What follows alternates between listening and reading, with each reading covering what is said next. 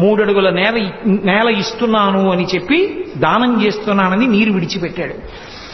మునిజన నియమాధారను జనితాసుర యువతి నేత్ర జలకణధారం ధనుజేంద్ర నిరాధారను వనజక్షుడు గొనియ బలి వివర్జితధారం అన్నారు పోతన గారు.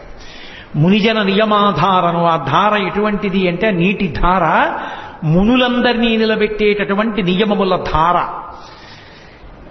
రాబోయే కాలంలో బలిచక్రవర్తిని నమ్ముకున్నటువంటి రాక్షసుల యొక్క భార్యలందరి కళ్ళ వెంట కారబోయేటటువంటి నీటి ధార, రాక్షస వంశాన్నంతటినీ నిరాధార చెయ్యగలిగిన నీటి ధార, ఇంద్రుడికి రాజ్యాన్ని దత్తం చెయ్యగలిగిన ధార.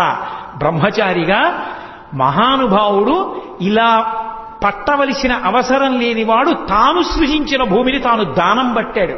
ఏమీ చెయ్యలేక బలిచక్రవర్తిని తాను దానం పడితే ఆ నీళ్లు పుచ్చుకుని సంతోషించి 3 అడుగులు ఇచ్చావు కదూ, ఇప్పుడు నేను కొలవాలి కాబట్టి కొలుచుకుంటానన్నాడు. కొలుచుకోమన్నాడు. ఒక్కసారి ఆ పొట్టి పిల్లవాడిగా ఉన్నవాడు పెరిగిపోవడం మొదలుపెట్టాడు. ఇంతంతై వటుడింతయై మరియుతానింతయ్య భోవీధిపై అంతై తోయిద మండలగ్రమల కల్లంతై ప్రభావాసిపై అంతై చంద్రునకంతయై ధ్రువినిపై అంతై మహర్వాటిపై అంతై సత్యపథోన్నతుండగుతు బ్రహ్మాండాంత సంవర్తి. అసలు పోతన గారికి ఆ పద్యాలు ఎలా పడ్డాయో శారద ఆవహించింది ఆయన్ని. ఇంతంతై వటుడు ఇంతయై మరియు తానింతై అభోవీధిపై అంతై తోయిద మండలగ్రమన కల్లంతై ప్రభారాశిపై అంతై చంద్రునకంతయై ధ్రువునిపై అంతై ఎన్ని లోకాలు దాటిపోయాడో ఆయన చెప్తున్నారు. అక్కడి నుంచి పెరిగి వెళ్ళిపోతుంటే సూర్యమండలం, చంద్రమండలం, నక్షత్ర మండలం, ఆ పైన ఉన్నటువంటి బ్రహ్మలోకం ఇవన్నీ దాటిపోయి వెళ్ళిపోయాడు. అంత పైకి వెళ్ళిపోతుంటే ఆ పెరిగిపోతున్నటువంటి వామనమూర్తి ఎలా పెరిగిపోయాడో మనకి చూపించడానికి పెరగని దాన్ని, కదలని దాన్ని ఒకదాన్ని ప్రమాణంగా పెట్టి పెరిగిపోతున్నటువంటి వామనమూర్తిని మనకి చూపించారు పోతన గారు. రవిబింబంబుపమింప పాత్రమగు ఛత్రమై శిరోరత్నమై శ్రవణాలంకృతియై గళాభరణమై సవర్ణ కేయూరమై చెవిమత్ కంకణమై కటిస్థలి ముదంచద్ఘంటయై నూపుర ప్రవరంబై పదపీఠమై వటుడుతా బ్రహ్మాండమున్ నిండుచోన్ అన్నారు. సూర్యబింబం గుండ్రంగా ఉంటుంది. ఆ గుండ్రంగా ఉన్న సూర్యబింబం పైన ఉంది, వామనమూర్తి కిందున్నారు. పెరిగిపోవడం మొదలుపెట్టారు. పెరిగిపోవడం మొదలు పెడితే రవిబింబంబుపమింప పాత్రమగు ఛత్రమై గుండ్రంగా ముందు గొడుగులా కనపడింది. దాటిపోయారు. దాటిపోతే ఛత్రమై శిరోరత్నమై తల మీద పెట్టుకున్న రత్నంలా అయిందంటే దగ్గరికి వచ్చేసింది. ఇంకా పెరిగిపోయారు. శ్రవణాలంకృతి అయి చెవికి పెట్టుకున్న ఆభరణంలా అయిపోయింది. ఇంకా పెరిగిపోయారు. గళాభరణమై కంఠంలో హారంలా అయిపోయింది. అంటే సూర్యుడు కిందకు వస్తున్నాడు, ఆయన పైకి వెళ్ళిపోతున్నారు. గళాభరణమై సవర్ణ కేయూరమై ఆయన మోచేతికి పెట్టుకున్న కేయూరంలా అయిపోయింది.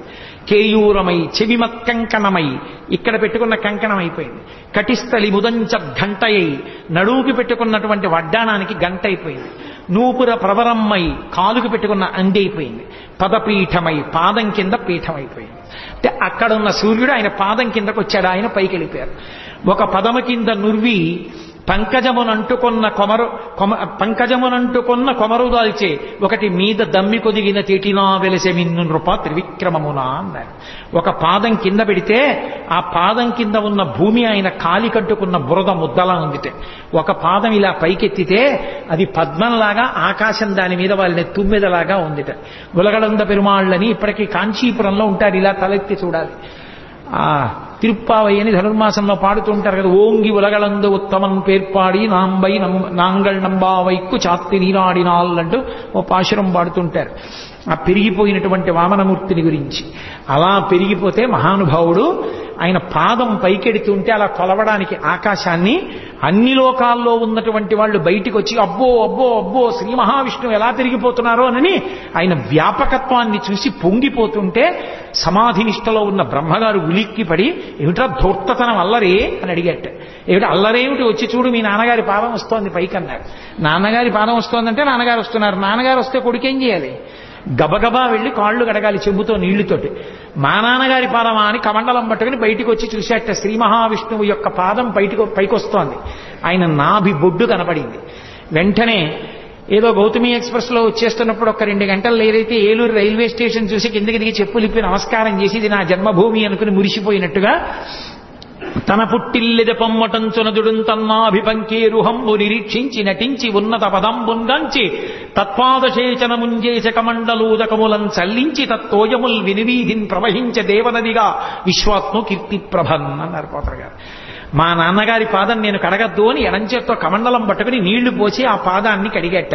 ఆయన పాదాన్ని కడిగినప్పుడు ఆ పాదోదకం ఆకాశంలో ఆకాశ గంగగా ప్రవహించింది. 2 అడుగులతో పైకి కిందకి కొలిచేసి 3వ అడుగు ఎక్కడ పెట్టనని అడిగాడు. అడిగితే బలిచక్రవర్తి అన్నాడు, సునృతంబుగాని నుడువదు దాజి బొంకజాల నాకు బొంకు లేదు, నీ తృతీయ పదము నిజము నాశిరమున నెలవు చేసి పెట్టు నిర్మలాత్మ. నా నోటి వెంట అబద్ధం రాదు. 3 అడుగులు ఇస్తానన్నాను, ఇస్తాను. 1 అడుగు భూమి 1 అడుగు ఆకాశం కొలిచావు, 3వ అడుగు నా తల మీద పెట్టన్నాడు. వెంటనే వరుణపాశములతో బంధించేశారు ఆయన. రాక్షసులందరూ శ్రీ మహావిష్ణువు మోసం చేశాడు, రాజ్యాన్ని ఆక్రమించాడన్నాడు, మీద పడ్డారు. ఆయన జోలికి వెళ్ళకండిరా, మహానుభావుడు ఇచ్చినవాడాయనే పుచ్చుకున్నవాడాయనే, కాలం మనకి కలిసి రాలేదు, వ్యతిరేకమైందన్నాడు. రాక్షసులు పారిపోయారు, వరుణపాశాలతో కట్టేసి నిలబెట్టారు.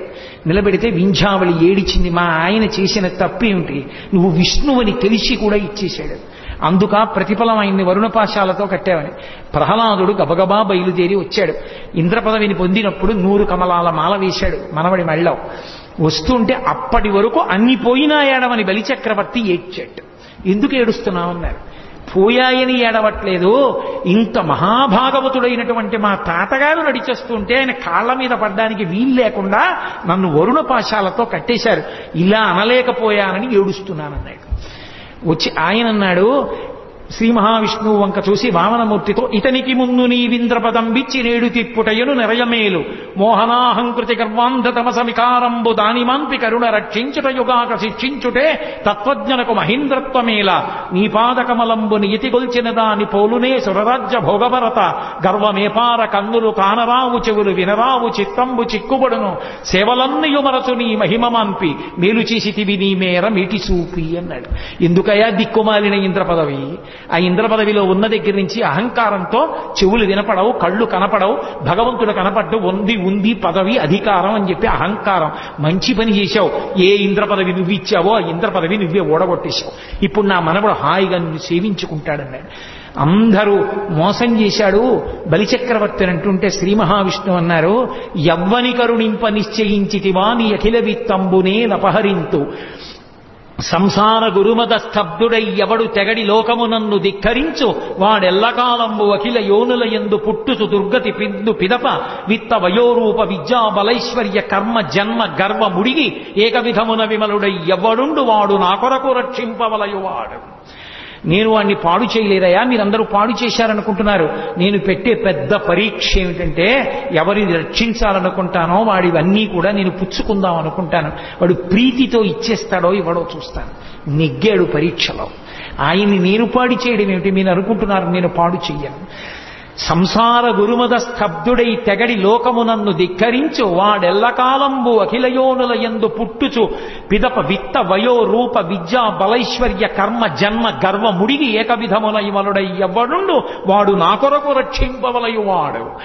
నాకు ఈ డబ్బుంది, నాకు ఈ ఐశ్వర్యం ఉంది, అధికారం ఉంది, అందం ఉంది, పొడుగ్గా ఉన్నాను, పొట్టిగా ఉన్నాను అనేటటువంటి సమస్తమైనటువంటి అహంకారములను పరిత్యజించి నేను ఆయన యొక్క కింకరుణ్ణని, నాకు దాసానదాసుడై బతుకుతున్న వాణ్ణి రక్షించడం నా కోసం రక్షిస్తున్నాను తప్ప వాడి కోసం కాదు. అంత పరమభక్తుడైన వాణ్ణి రక్షించకపోతే నేనున్నానని లోకం నమ్మదు. నేనున్నానని నమ్మాలి అంటే నన్ను నమ్ముకున్న వాణ్ణి రక్షించాలి. వాణ్ణి రక్షించకపోతే నేనున్నానని ఎవరు అనుకోరు. కాబట్టి వాణ్ణి రక్షిస్తున్నాను అనుకోకండి, నన్ను నేను రక్షించుకుంటున్నాను. అటువంటి వాణ్ణి ఎందుకు రక్షించను? సావర్ణి మనువేళకు దేవేంద్రుండకు నితడు దేవతలకు, దుర్భాసితమగు నాచోటికి రావింతును వందు మీద రక్షింతుదయన్. ఇంద్రుడి రాజ్యం ఇంద్రుడికి ఇచ్చేయాలి కాబట్టి, అదితికి మాటిచ్చాను కాబట్టి రాజ్యం పుచ్చుకున్నాను. యుద్ధం చెయ్యలేదు, చంపలేదు. ప్రహ్లాదుడి మనవడు, ఎందుకు చంపుతాను? ఈ రాజ్యాన్ని ఇంద్రుడికి ఇచ్చేస్తున్నాను, సుతుల లోకాన్ని బలిచక్రవర్తికి ఇస్తున్నాను. నా సుదర్శన చక్రం నిరంతరం ఆయన పక్కన నిలబడి ఉంటుంది. ఆయన మీద 10 దిక్కుల నుండి ఆజ్ఞ కూడా ఉండదు. ఎవరైనా ఆయనకి వ్యతిరేకంగా ప్రవర్తిస్తే నా చక్రం వాళ్ళని సంహరిస్తుంది. సావర్ణి మనువు వేళ వచ్చినప్పుడు నేనే అతన్ని ఇంద్ర పదవిలో కూర్చోపెడతాను. తదనంతరము చూడడానికి కూడా సాధ్యం కానటువంటి వైకుంఠ పదానికి రప్పించి మోక్ష పదవినిచ్చి నాలో ఐక్యం చేసుకుంటాను. అంత గొప్ప పదవినివ్వాలనుకున్నాను తప్ప ఆయన్ని మోసం చెయ్యాలని నేను అనుకోలేదని సుతల లోకానికి వెళ్ళమని చెప్పాడు. కాబట్టి అద్భుత వర్తనుడు హరి సద్భావితమైన లీల వినువాడుద్భుత వర్తనుడై తదకు ఉద్భాసిత లీల పొందు నుత్తమగతులన్నారు. ఎవరు ఈ వామనమూర్తి యొక్క కథని, శ్రీ మహావిష్ణువు యొక్క అద్భుతమైన చారిత్రాన్ని, ఆయన యొక్క దయని, ఆయన దానం పుచ్చుకున్న ఘట్టాన్ని, ఇంద్రుడికి రాజ్యం ఇచ్చిన ఘట్టాన్ని, ఉపేంద్రుడు అని పేరు పెట్టుకుని ఇటువంటి తమ్ముళ్ళుంటే అన్నలు ఎందుకు ఐశ్వర్యవంతులు కారు అన్నారు. అటువంటి బలిచక్రవర్తి యొక్క విశేషాన్ని, వామనమూర్తి యొక్క వైభవాన్ని చెవులు ఒగ్గి భక్తి తత్పరతతో ఎవరు వింటున్నారో వాళ్ళందరికీ కూడా వామనమూర్తి యొక్క విశేషమైనటువంటి అనుగ్రహము కలిగి, విశేషమైన ఐశ్వర్యము సంపత్తి కలిగి, వాటికి వచ్చేటటువంటి భంగపాటు తొలగిపోయి మోక్షమునకు అధికారిగా వామనమూర్తి నిర్ణయింపబడ్డారు కనుక అంత్యమునందు వాళ్ళు మోక్ష పదవిని పొందుతారు అని చెప్పి ఫలశ్రుతిని ఈ వామనమూర్తి ఘట్టానికి చెప్పారు. అంత గొప్ప ఆఖ్యానము వామనమూర్తి యొక్క ఆఖ్యానము. పరమేశ్వరుడి అనుగ్రహం మేరకి ఇవాళ కొంచెం మీ సమయం ఎక్కువ తీసుకున్న వామనమూర్తి యొక్క ఉపాఖ్యానాన్ని పూర్తి చేయడం జరిగింది. If you like this video, hit the like button. For more videos, subscribe to our channel. If you have learned anything from this video, comment down below. Subscribe.